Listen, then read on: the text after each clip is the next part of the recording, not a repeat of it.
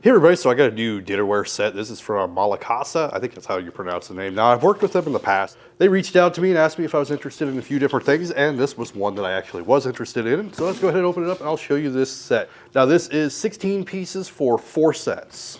All right, so now I've already stole a plate out of here and used it the other night. Go ahead and grab that. I just didn't unpack the rest of them. These are definitely really nice plates. They remind me of some of the plates that I used to use in a country club when I plated. All right, so I got everything opened up, everything out of the box. And like I said, it's 4 sets, 16 pieces total. Overall packaging was pretty good. Not a single chip, not a single break on anything. And what comes in this set is you got 4 bowls, so you can use this for your cereal, your ice cream, whatever it might be. You also got 4 larger bowls, so this is gonna be more for like your dinners. You got salad plates, and then you got dinner plates. All right, now to give you a closer look of everything, I think these just look very elegant. They're a little bit more modern. These are definitely a lot nicer for like plating if you want to use this for nice dinner service. All right, now these are made from a ceramic, so you want to be careful. They are a little bit more fragile compared to like a Corelle set or something like that.